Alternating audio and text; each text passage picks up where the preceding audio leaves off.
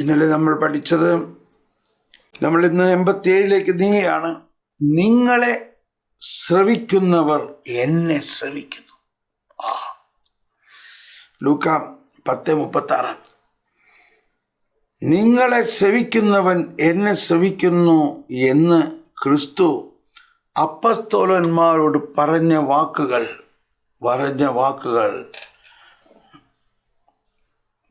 വാക്കുകൾ അനുസ്മരിച്ചുകൊണ്ട് വിശ്വാസികൾ തങ്ങളുടെ ഇടയന്മാർ വിവിധ രൂപങ്ങളിൽ നൽകുന്ന പ്രബോധനങ്ങളും നിർദ്ദേശങ്ങളും വിധേയത്തോടെ സ്വീകരിക്കുന്നു. ഇനി ഇതിൻ്റെ ഉപവകുപ്പുകൾ 1548, പിന്നെ 2037 നമ്മൾ കുറേ ദിവസം മുമ്പ് കേട്ടതാണ്. എങ്കിലും നമ്മൾ ആദ്യം 1548 പോകാം. 1548 അത് വൈദികരുടെ അഭിഷേകത്തെക്കുറിച്ചാണ്, പട്ടത്തിൻ്റെ അഭിഷേകത്തെക്കുറിച്ചാണ്. നമ്മൾ വളരെ വളരെ കോരിത്തരിപ്പിക്കുന്ന ചില ബോധ്യങ്ങളാണിത്. തൻ്റെ ശിരസ്സായ ക്രിസ്തുവിൻ്റെ വ്യക്തിത്വത്തിൽ തൻ്റെ ശരീരത്തിൻ്റെ ശിരസും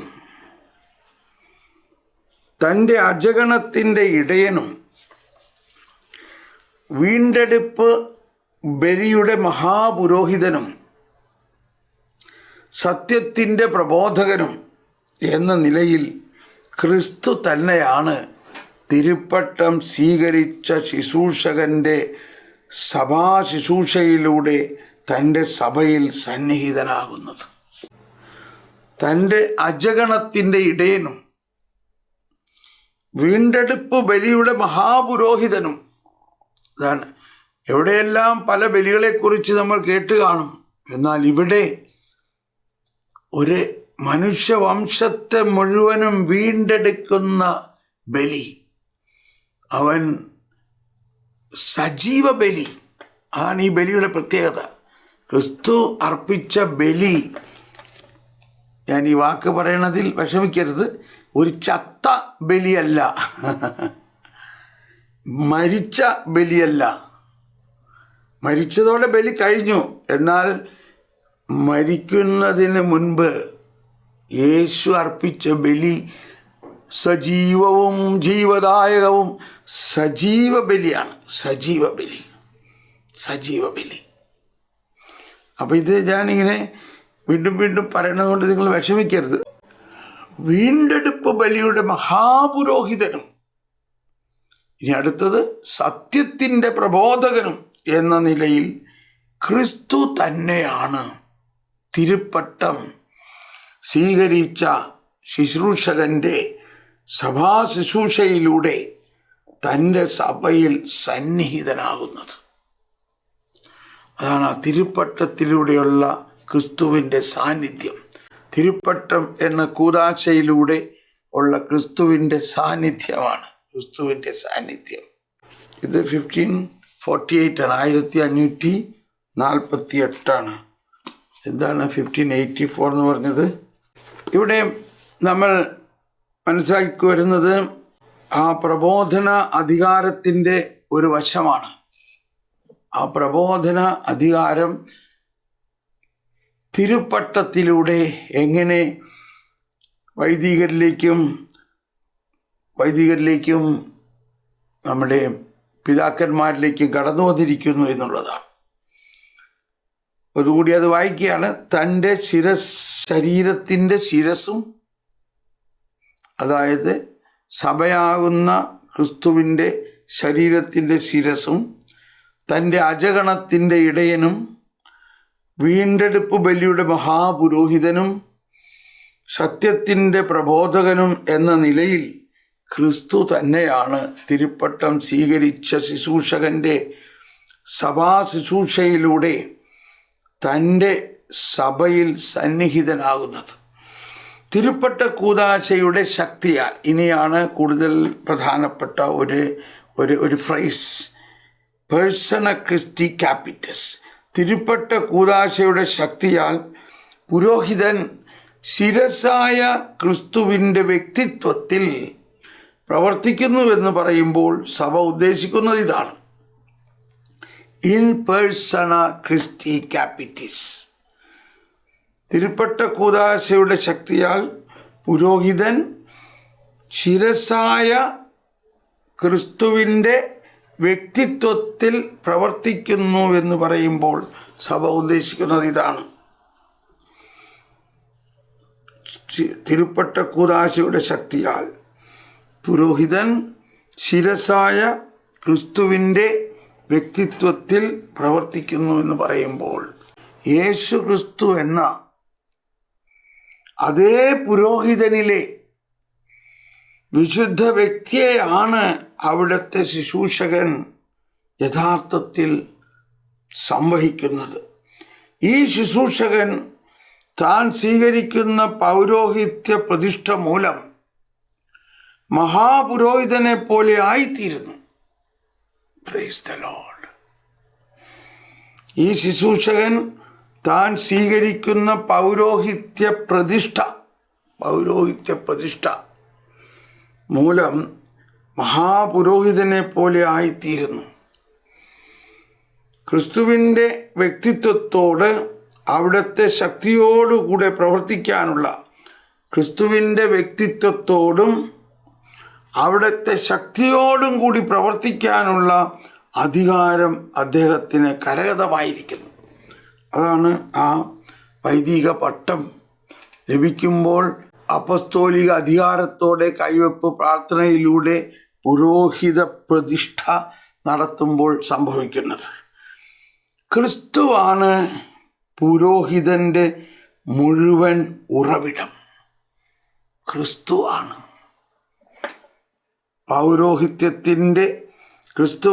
പൗരോഹിത്യത്തിൻ്റെ മുഴുവൻ ഉറവിടം. പഴയ നിയമത്തിലെ പുരോഹിതൻ ക്രിസ്തുവിൻ്റെ പ്രതിരൂപമായിരുന്നു. പുതിയ നിയമത്തിലെ പുരോഹിതൻ ക്രിസ്തുവിന് പകരം നിന്ന് പ്രവർത്തിക്കുന്നു. Praise the Lord. ക്രിസ്തുവിൻ്റെ പ്രതിരൂപമല്ല, ക്രിസ്തുവിന് പകരം നിന്ന് പ്രവർത്തിക്കുന്നു. Christ is the source of all priesthood. The priest of the old law was a figure of Christ, Pradirubam. And the priest of the new law acts in person of Christ. ക്രിസ്തുവിന് പകരം നിൽക്കുന്നു. അപ്പോൾ പ്രതിരൂപമല്ല. പുതിയ നിയമത്തിലെ പൗരോഹിത്യം പ്രതിരൂപമല്ല, ക്രിസ്തുവിന് പകരം നിൽക്കുന്നു.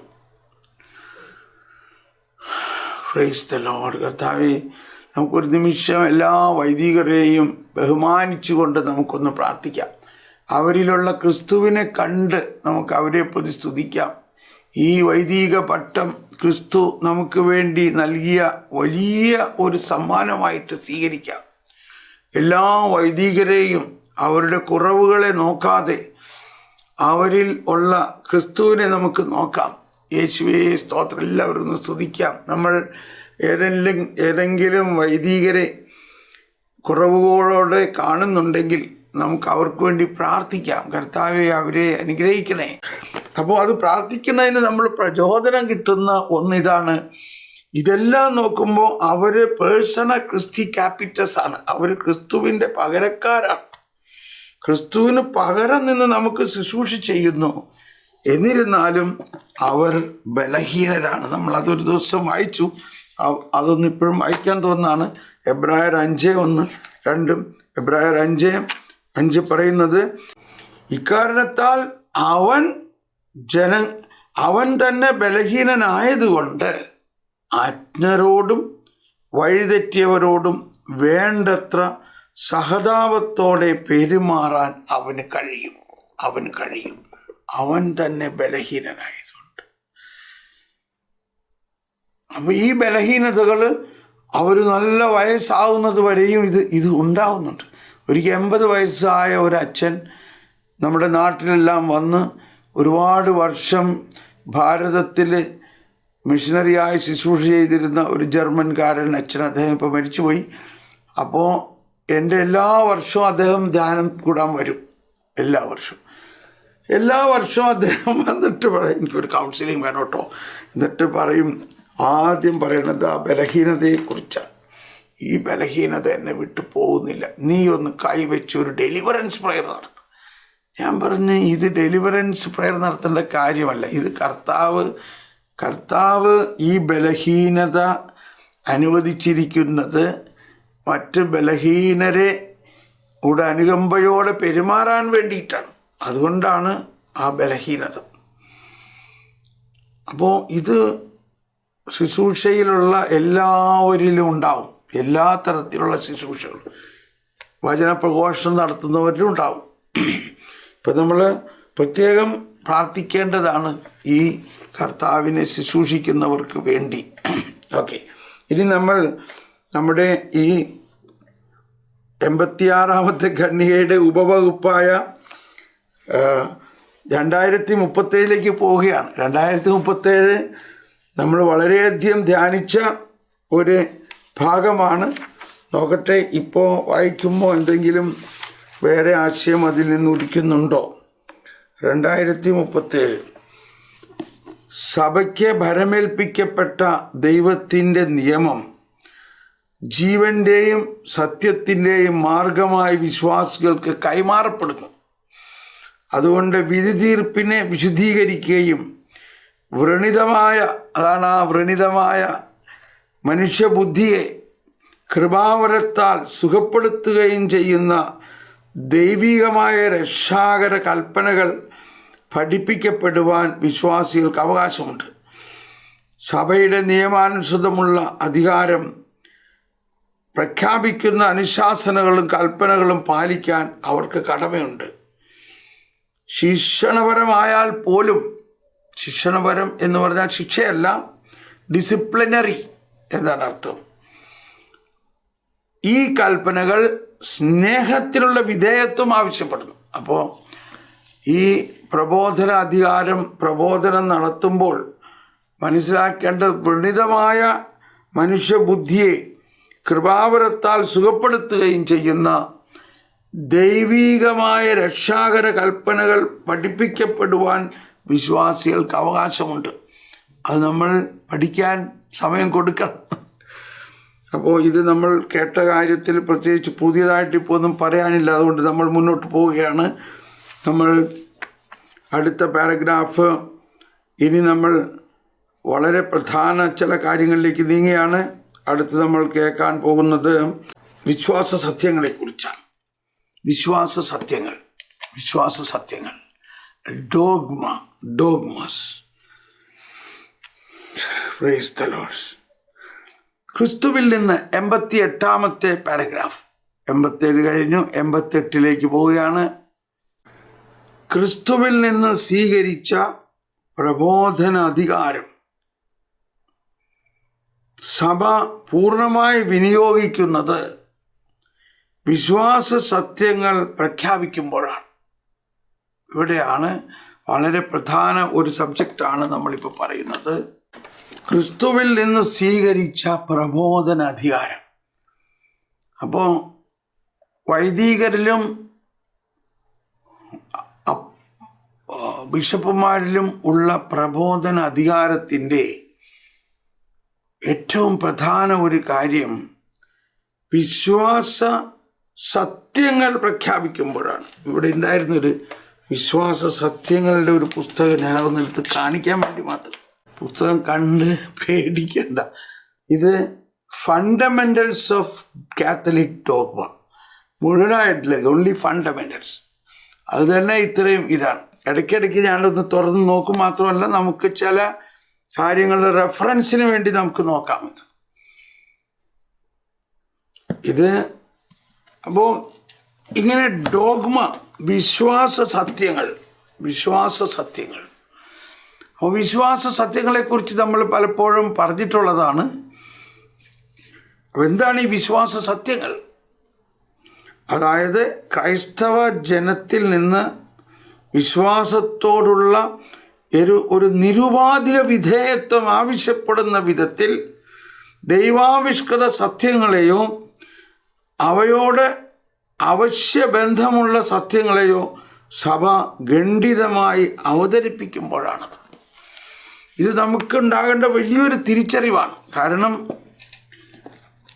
നമ്മുടെ ഗ്രൂപ്പുകളിലും പലയിടത്തും പലരും ചർച്ച ചെയ്യാനെടുക്കുന്ന കാര്യങ്ങൾ നമ്മൾക്കിതിനെക്കുറിച്ച് ചർച്ച ചെയ്യാൻ പോലും യാതൊരു അധികാരവുമില്ല. കാരണം അത് സഭയുടെ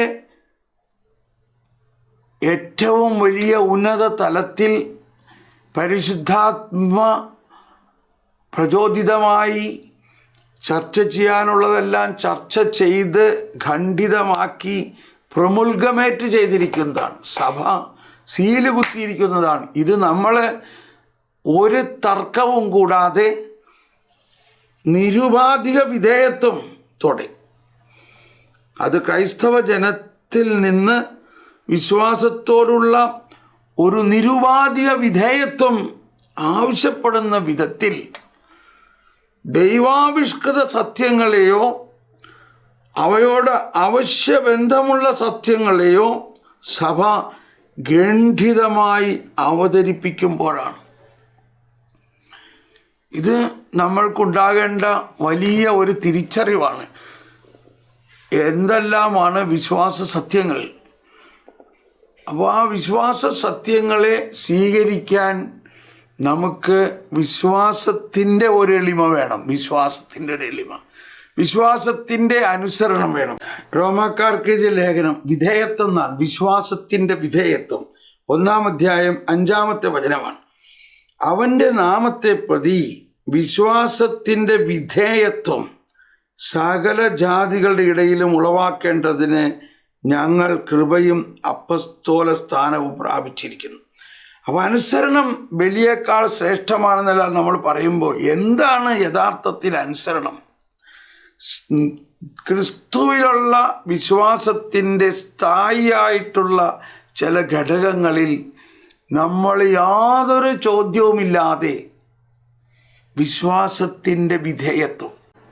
16 യുഗയുഗാന്തരങ്ങളായി, കേട്ടോ, വളരെ പ്രധാനമാണ്. യുഗയുഗാന്തരങ്ങളായി നിഗൂഢമായിരുന്ന രഹസ്യം അവിടുന്ന് പ്രവാചകന്മാരുടെ ലിഖിതങ്ങൾ വഴി ഇപ്പോൾ വെളിപ്പെടുത്തി. ഈ രഹസ്യം നിത്യനായ ദൈവത്തിൻ്റെ ആജ്ഞയനുസരിച്ച് വിശ്വാസത്തിൻ്റെ അനുസരണത്തിനായി സകല ജനപദങ്ങൾക്കും അറിയപ്പെട്ടിരിക്കുകയാണ്. സർവജ്ഞനായ ആ ഏക ദൈവത്തിന് യേശുക്രിസ്തു വഴി എന്നേക്കും മഹത്വം ഉണ്ടായിരിക്കട്ടെ. അപ്പോൾ ഈ വിശ്വാസ സത്യങ്ങൾ എന്ന് പറയുന്നത് യുഗയുഗാന്തരങ്ങളായി നിഗൂഢമായിരുന്ന രഹസ്യം. യുഗയുഗാന്തരങ്ങളായി നിഗൂഢമായിരുന്ന രഹസ്യം അവിടുന്ന് പ്രവാചകന്മാരുടെ ലിഖിതങ്ങൾ വഴി ഇപ്പോൾ വെളിപ്പെടുത്തി. ഈ രഹസ്യം നിത്യനായ ദൈവത്തിൻ്റെ ആജ്ഞ അനുസരിച്ച് വിശ്വാസത്തിൻ്റെ അനുസരണത്തിനായി സകല ജനപദങ്ങൾക്കും അറിയപ്പെട്ടിരിക്കുന്നു. എന്തോ എന്തോ ഒരു വലിയ കാര്യമാണ്. ഇതിൻ്റെ ഒരു മറുവശം ഇവിടെ 11-ലാണ്. റോമർ 11:33 മുതൽ 36 വരെയുള്ള വചനങ്ങളിലെല്ലാം നമുക്ക് കാണാം. ദൈവത്തിൻ്റെ സമ്പത്തിൻ്റെയും ജ്ഞാനത്തിൻ്റെയും അറിവിൻ്റെയും ആഴം, അവിടുത്തെ വിധികൾ എത്ര ദുർജ്ഞേയം, അവിടുത്തെ മാർഗങ്ങൾ എത്ര ദുർഗ്രഹം. എന്തെന്നാൽ ദൈവത്തിൻ്റെ മനസ്സറിഞ്ഞതാര്? അവിടത്തേക്ക് ഉപദേഷ്ടാവായതാര്?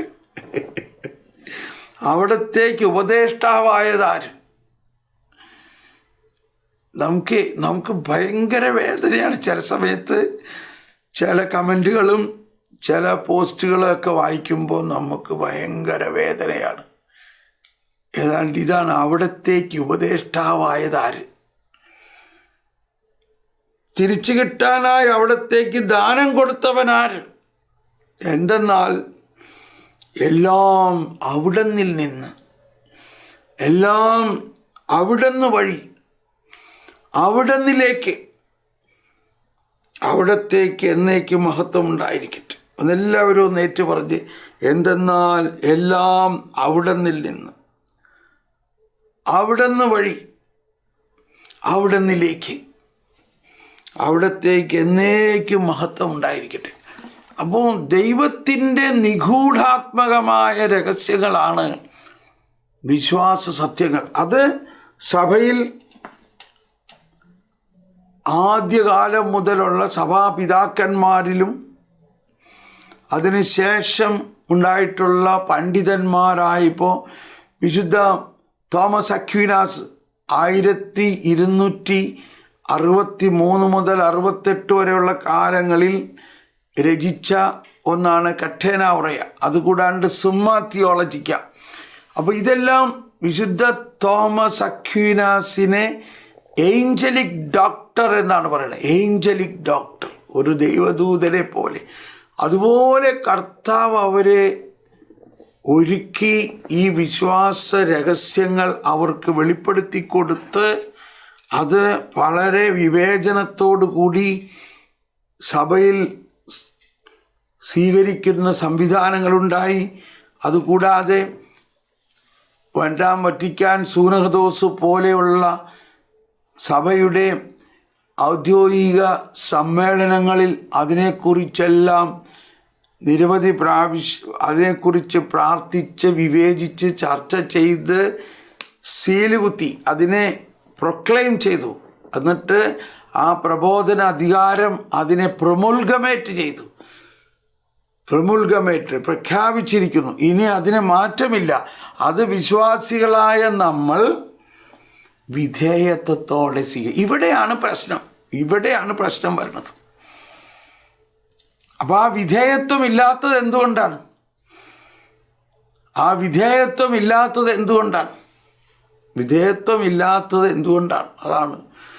അതായത് വിശ്വാസത്തിനെ കുറിച്ചുള്ള ABCD അറിയാത്തത് കൊണ്ടല്ലേ?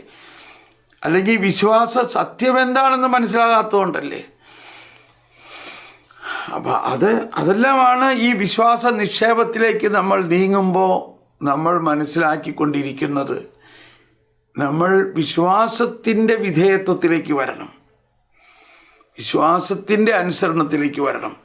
ആ വിശ്വാസത്തിൻ്റെ അനുസരണത്തെല്ലാം ഇപ്പോൾ അബ്രാഹത്തിനോട് പറയുകയാണ് കർത്താവ്, ഞാൻ നിനക്ക് തന്ന നിൻ്റെ ഏക മകനെ എനിക്കായി ബലിയർപ്പിക്കുക.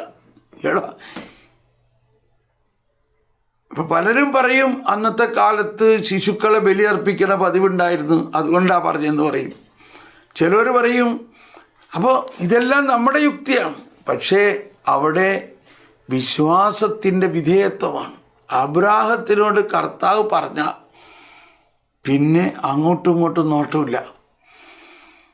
വിശ്വാസത്തിൻ്റെ വിധേയത്വമാണ്.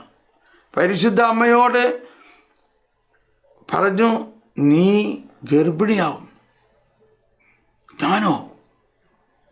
അതിന് ഞാനൊരു പുരുഷനെ അറിയില്ലല്ലോ. ഇത് പുരുഷൻ വഴിയല്ലേ? പരിശുദ്ധാത്മാവ് നിന്റെ മേൽ വരും, അത്യുന്നതൻ്റെ ശക്തി നിന്റെ മേൽ ആവസിക്കും, അങ്ങനെ നീ ഗർഭിണിയാകും. അവിടെ ഒരു സംശയവും തോന്നാതെ പരിശുദ്ധ അമ്മ പറയാണ്, ഇതാ കർത്താവിൻ്റെ ദാസി, അങ്ങയുടെ വചനം പോലെ എന്നിൽ സംഭവിക്കട്ടെ. കണ്ടോ, വിശ്വാസത്തിൻ്റെ വിധേയത്വമാണത്. വിശ്വാസത്തിൻ്റെ വിധേയത്വം. അപ്പോൾ ഒരിക്കൽ എന്നോടൊരാൾ ചോദിച്ചു, ഞാനൊരു പ്രാർത്ഥനാ ഗ്രൂപ്പിൽ എന്നെ വിളിച്ചു വചനം പ്രഘോഷിക്കാൻ. അപ്പോൾ ഞാൻ ചെന്നു. വചന പ്രഘോഷണം കഴിഞ്ഞപ്പോൾ ഒരാൾ പറഞ്ഞു, സാറേ ഒരു ചെറിയ സംശയമുണ്ടെന്ന് പറഞ്ഞു. എനിക്കറിയാം അങ്ങനെ പറയുമ്പോൾ തന്നെ അതെന്തോ വലിയ മലയാണ് വരാൻ പൊടി, ഒന്നിങ്ങോട്ട് മാറി നിൽക്കണേ എന്ന് പറഞ്ഞു. നന്നായി അത് ഇച്ചിരി മാറ്റി നിർത്തി സംസാരിച്ച് പറയാണ്. അതെ, ഈ മറിയം പരിശുദ്ധാത്മാവിലൂടെ ഗർഭിണിയായി എന്നുള്ളതിന് എന്താ തെളിവ്? അല്ല, ഒരു സാമാന്യ ബുദ്ധിക്ക് അറിഞ്ഞൂടെ ഒരു സ്ത്രീ ഗർഭിണിയാവണമെങ്കിൽ ഒരു പുരുഷൻ വേണമെന്ന്? പിന്നെ ഇങ്ങനെ പഠിപ്പിക്കണതിൽ എന്താ അർത്ഥം? ഞാനങ്ങ് ഷോക്കടിച്ച് ഞാൻ പറഞ്ഞ്, എടാ മോനെ, നീ ആരാ? നീ കത്തോലിക്കനാണോ? എന്താ നിൻ്റെ ഒരു അഡ്രസ്സ്? നിൻ്റെ ഒരു ഇൻട്രൊഡക്ഷൻ തായി. അപ്പോൾ അത് കേട്ടപ്പോൾ കൂടുതൽ ഷോക്കടിച്ചു. ഞാൻ ഈ പ്രാർത്ഥനാ ഗ്രൂപ്പിലെ കോർ മെമ്പറാണ്. നന്നായി നീ ഇത് എന്നോട് ചോദിച്ചത്. ഞാൻ അവനെ കെട്ടിപ്പിടിച്ചേടാ മോനെ, ഇതൊരു വിശ്വാസ സത്യമാണിത്. ഇത് നമ്മുടെ ബുദ്ധിയിൽ മനസ്സിലാക്കണതല്ല. അത് ഇപ്പം ക്ലിയർ ആയി തോന്നുന്നു എന്താ വിശ്വാസ സത്യം എന്നുള്ളതിൻ്റെ ഒരു ഉദാഹരണം.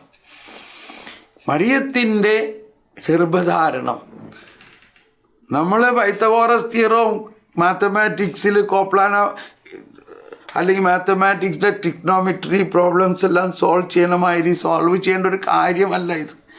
ഞാൻ പറഞ്ഞു, എടാ മോനെ, എനിക്ക് കുഞ്ഞുനാൾ മുതലേ ഇത് നല്ല വിശ്വാസമാണ്. അതാണ് വിശ്വാസം എന്ന് പറയണത്. വിശ്വാസം എന്ന് പറയണത് കാണപ്പെടാത്തവ ഉണ്ട് എന്നുള്ള നിരുപാധിക ബോധ്യമാണ്. കാണപ്പെടാത്തവ ഉണ്ട്, അതിലുള്ള ബോധ്യമാണ് വിശ്വാസം. അത് വിശ്വാസം ലഭിക്കുമ്പോൾ അത് നമ്മളിൽ ലഭിക്കുന്നു. പിന്നെ നമ്മളതിനെ ചോദ്യം ചെയ്യല്ല വേണ്ടത്. അപ്പോൾ ഞാൻ പറഞ്ഞു, അത് ആർക്കും പ്രൂവ് ചെയ്യാൻ പറ്റില്ല. എങ്ങനെയാണ് പുരുഷനില്ലാതെ പരിശുദ്ധ അമ്മ ഗർഭിണിയായതെന്നുള്ളത്.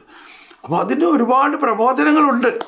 ഇൻകാർണേഷനെ കുറിച്ചുള്ള പ്രബോധനങ്ങൾ ഇപ്പോൾ ഈ ക്രിസ്മസ് ആയിട്ട് ഇതൊക്കെ നമ്മൾ പഠിക്കേണ്ടതാണ്. അപ്പോൾ ഇതെല്ലാം നമ്മളെ പ്രബോധനം കിട്ടിയാലും ഇത് നമ്മുടെ ഹൃദയത്തിൽ സ്വീകരിക്കണമെങ്കിൽ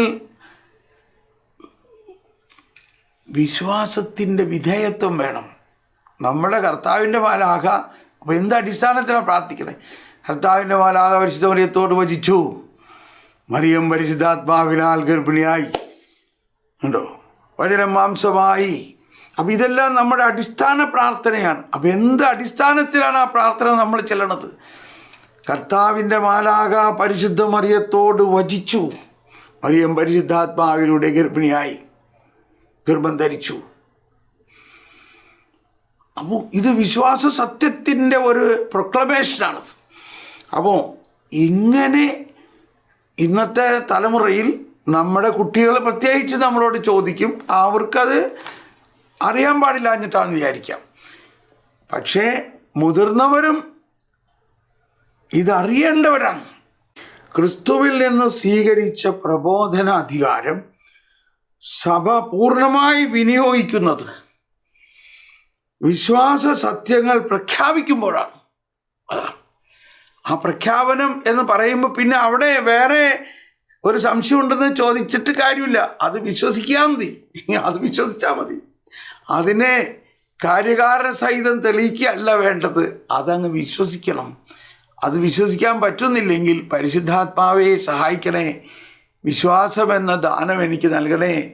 പരിശുദ്ധാത്മാവെ, എനിക്കിത് മനസ്സിലായിട്ടല്ല വിശ്വസിക്കുന്നത്, ഇത് മനസ്സിലാകാണ്ട് തന്നെ ഞാനിത് വിശ്വസിക്കണം. അതാണ് ദാനം. നമ്മൾ കുഞ്ഞുനാളിലെ നമുക്ക് നല്ല വിശ്വാസമാണ്, മാതാവ് പരിശുദ്ധാത്മാവിലൂടെയാണ് ഗർഭിണിയായെന്നുള്ളത്. വിശ്വാസ പ്രമാണത്തിൽ ഈശോയെക്കുറിച്ച് പറയുമ്പോൾ അത് പറഞ്ഞിട്ടാണ് നമ്മൾ ഈശോയിൽ വിശ്വസിക്കുന്നത്. ഒരുപാട് വീഡിയോകൾ ഇറക്കുന്നവർ സഭയുടെ പ്രബോധന അധികാരത്തിനും സഭയുടെ ഈ വിശ്വാസ സത്യങ്ങളെയും ചോദ്യം ചെയ്യുന്ന രീതിയിൽ കത്തോലിക്കരായിട്ടുള്ളവർ പോലും ഇറക്കുന്ന അതൊന്നും എന്തോ ഒരു വെട്ടിത്തരമാണ് നമുക്ക് തോന്നിപ്പോകുന്നു. എന്ത് ചെയ്യാൻ പറ്റും? നമ്മൾ ഒന്നും പ്രതികരിച്ചിട്ട് കാര്യമില്ല. പ്രാർത്ഥിക്കുക, ശക്തമായിട്ട് ഇതിനു വേണ്ടി പ്രാർത്ഥിക്കണം. അതാണ്. എന്നാൽ മാത്രമേ ഇതൊക്കെ ആവും, അതെല്ലാം ആവും. അതായത് വിശ്വാസ സത്യങ്ങൾ ക്രൈസ്തവ ജനത്തിൽ നിന്ന് വിശ്വാസത്തോടുള്ള ഒരു നിരുപാധിക വിധേയത്വം ആവശ്യപ്പെടുന്ന വിധത്തിൽ ദൈവാവിഷ്കൃത സത്യങ്ങളെയോ അവയോട് അവശ്യബന്ധമുള്ള സത്യങ്ങളെയോ സഭ ഖണ്ഡിതമായി അവതരിപ്പിക്കുമ്പോഴാണ്. അപ്പോൾ അവിടെ നമ്മൾ പോയിട്ട് അതിനെ ചോദ്യം ചെയ്യുക എന്നത് വലിയ തെറ്റാണ്. ഓക്കെ, അപ്പോൾ നമ്മളിൽ ഇങ്ങനെ എന്തെങ്കിലും സംശയമുണ്ടെങ്കിൽ വിധേയപ്പെടുക. അതാണ് വിധേയത്വം. അതാണ് മാതാവിൽ നിന്ന് നമ്മൾ പഠിക്കേണ്ട വലിയ ഒരു പുണ്യം. നമ്മൾ കൊന്ത ചെല്ലുമ്പോഴെല്ലാം ആദ്യത്തെ 3 നന്മ നിറഞ്ഞ മറിയം ചൊല്ലിയിട്ട് എന്താ പ്രാർത്ഥിക്കുന്നത്? വിശ്വാസത്തിൻ്റെ പുണ്യത്തിനും ശരണത്തിൻ്റെ പുണ്യത്തിനും, അതായത് പ്രത്യാശയുടെ പുണ്യത്തിനും സ്നേഹം. അതാണ് വിശ്വാസം, പ്രത്യാശ, സ്നേഹം എന്ന 3 തിയോളജിക്കൽ വെർച്യൂസാണത്. അത് ചിലപ്പോൾ ഓർത്തൊന്നുമല്ല, അതങ്ങനെ പ്രാർത്ഥിച്ച് പോകുന്നു. വിശ്വാസം ഒന്ന് താൻ ഞങ്ങൾക്ക് തരണേ, നിർമ്മലേ സ്വസ്തി, ശരണം നൽകണേ, നിർമ്മലേ സ്വസ്തി, സ്നേഹം നൽകണേ, നിർമ്മലേ സ്വസ്തി. അതെല്ലാം ഒന്ന് ശരിക്കും മനസ്സിലാക്കി നമ്മൾ പ്രാർത്ഥിക്കുമ്പോൾ മാതാവ് എന്ന് പറഞ്ഞാൽ ഇതിൻ്റെ എല്ലാം അമ്മയാണ്. Praise the Lord.